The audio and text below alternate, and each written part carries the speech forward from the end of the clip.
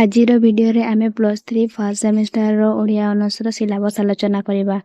ପିଲାମାନେ ତମେ ସିଲାବସ୍ ତ ଜାଣି ଯାଇଥିବ, ହେଲେ ବି ଏବେ ମଧ୍ୟ କେତେକ ପିଲା ଅଛନ୍ତି ଯେଉଁମାନେ ସିଲାବସ୍ ଜାଣିନାହାନ୍ତି।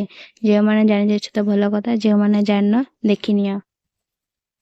ଫାର୍ଷ୍ଟ ସେମିଷ୍ଟାର କୋର୍ ପେପର 1 ଭାଷା ବିଜ୍ଞାନ ରହିଛି। ଭାଷା ବିଜ୍ଞାନରେ 4ଟି ୟୁନିଟ୍ ରହିଛି। ପ୍ରଥମ ୟୁନିଟ୍ ରହିଛି ଭାଷାର ସଂଜ୍ଞା, ସ୍ୱରୂପ ଓ ପ୍ରକାରଭେଦ। ଭାଷା କାହାକୁ କୁହାଯାଏ, ଏହାର ସଂଜ୍ଞା କ'ଣ, ସ୍ୱରୂପ କ'ଣ, ଭାଷା କେତେ ଭାଗରେ ବିଭକ୍ତ କରାଯାଇଛି ସେ ସମ୍ପର୍କରେ ଆଲୋଚନା କରିବା। ସେକେଣ୍ଡ ୟୁନିଟ୍ରେ ଭାଷାର ଉତ୍ପତ୍ତି ସମ୍ପର୍କରେ ବିଭିନ୍ନ ସିଦ୍ଧାନ୍ତ, ଭାଷା କିପରି ଉତ୍ପତ୍ତି ହେଲା ତାର କ'ଣ କ'ଣ ସିଦ୍ଧାନ୍ତ ରହିଛି ସେ ସମ୍ପର୍କରେ ଆଲୋଚନା କରିବା। ଥାର୍ଡ ୟୁନିଟ୍ରେ ପୃଥିବୀର ଭାଷା ପରିବାର, ପୃଥିବୀରେ କେତେ ଗୋଟି ଭାଷା ରହିଛି, କେଉଁ କେଉଁ ଭାଗରେ ବିଭକ୍ତ କରାଯାଇଛି ସେ ସମ୍ପର୍କରେ ଆଲୋଚନା କରିବା। ଫୋର୍ଥ ୟୁନିଟ୍ରେ ମାନକ ଭାଷା ଓ ଉପଭାଷା, ମାନକ ଭାଷା କାହାକୁ କୁହାଯାଏ, ଉପଭାଷା କାହାକୁ କୁହାଯାଏ, ଉଭୟ ମଧ୍ୟରେ ପାର୍ଥକ୍ୟ କ'ଣ ସେ ସମ୍ପର୍କରେ ଆମେ ଫୋର୍ଥ ୟୁନିଟ୍ରେ ଆଲୋଚନା କରିବା। ଏହା ହେଉଛି ତମର କୋର୍ 1ର ସିଲାବସ୍। ଏବେ ଆମେ ଦେଖିବା କୋର୍ 2ର ସିଲାବସ୍। କୋର୍ 2ରେ ବି ମଧ୍ୟ ସେହିପରି 4ଟି ୟୁନିଟ୍ ରହିଛି। ଫାର୍ଷ୍ଟ ୟୁନିଟ୍ରେ ରହିଛି ତମର କାବ୍ୟ କବିତା। କାବ୍ୟ କବିତାରେ 2ଟି ବିଭାଗ ରହିଛି, କ ଆଉ ଖ। କରେ ରହିଛି ତମର କାବ୍ୟ, ମହାକାବ୍ୟର ସଂଜ୍ଞା, ସ୍ୱରୂପ ଓ ପ୍ରକାରଭେଦ।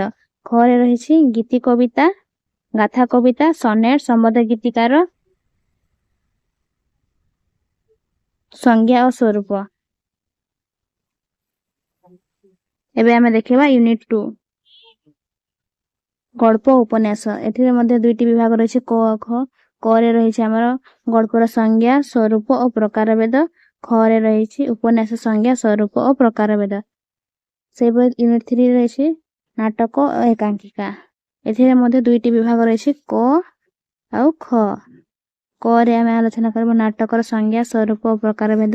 ଖରେ ଆମେ ଏକାଙ୍କିକା ସଂଜ୍ଞା, ସ୍ୱରୂପ ଓ ପ୍ରକାରଭେଦ।